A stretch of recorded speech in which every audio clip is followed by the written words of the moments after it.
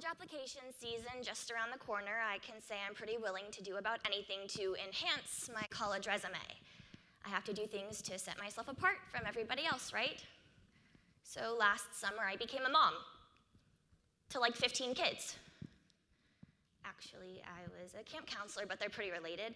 I was in charge of multiple children for 24 hours at a time. They referred to me as the lady with the snacks, and I had to pretend that I didn't have a favorite child. But I did. Her name was Mimi. Mimi was 6 years old and insisted that she wear her frozen princess dress everywhere. To breakfast, art, the pool. So when I politely asked Mimi to take off her Elsa dress so that she could go in the water, the response I received was anything but enchanting.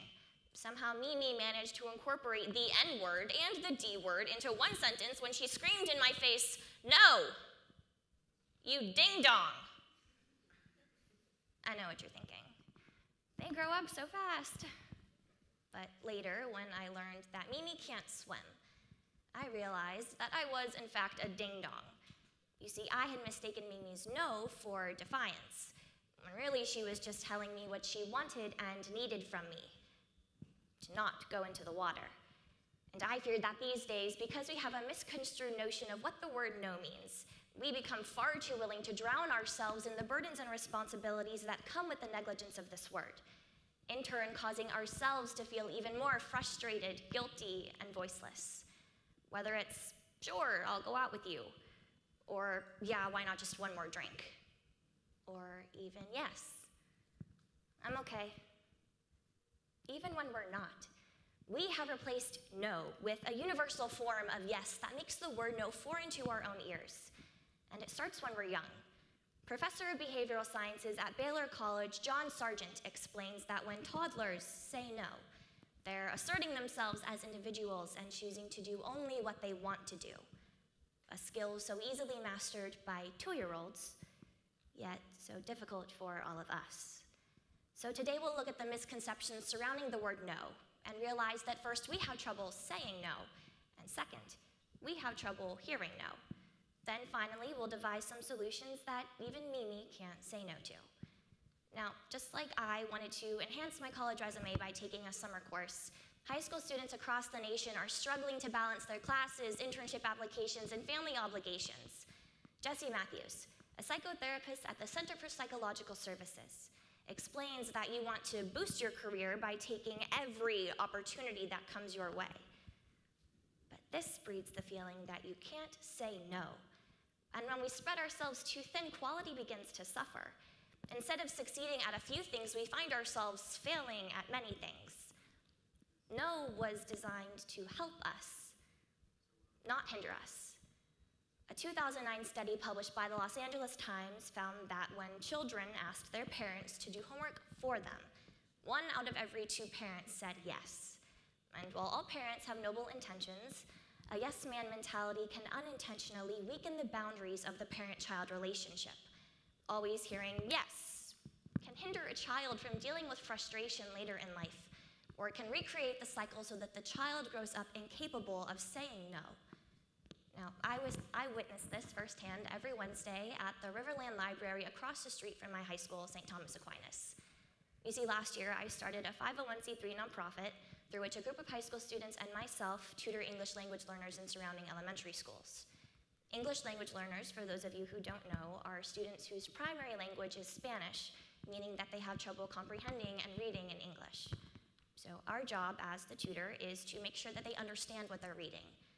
But oftentimes I notice that when I ask a student, "Do you know what that word means?"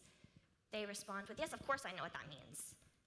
And later on in the passage, when they still can't understand or pronounce the word correctly, I realize that it's not because they're disinterested in the lesson, but rather because they're just too embarrassed to say, "No, I don't know what that means."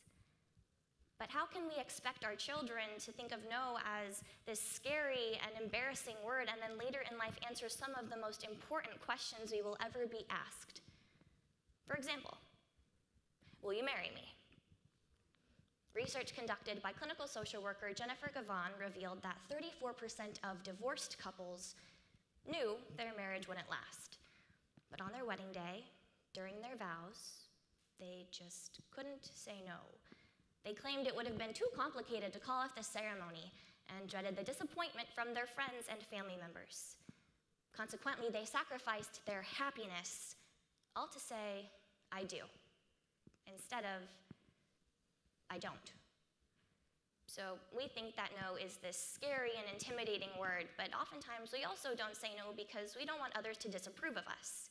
Businesses thrive by taking advantage of this.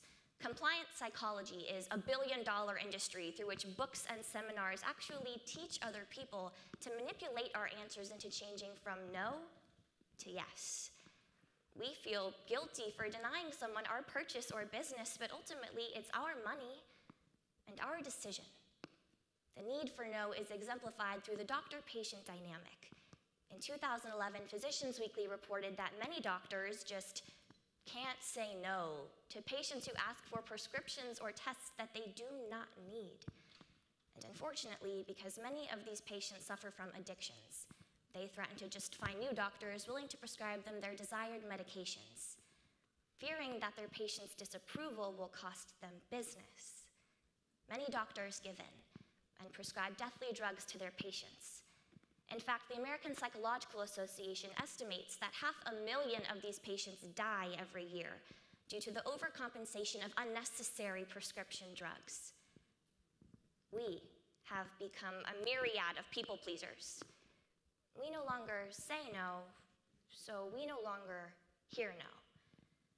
Now, I know at the beginning of the speech I was joking, saying I was only doing this to boost my college resume, but really, I'm doing this speech because I want to act as an advocate for all of those who are either too afraid or too oppressed to stand up for themselves and say no.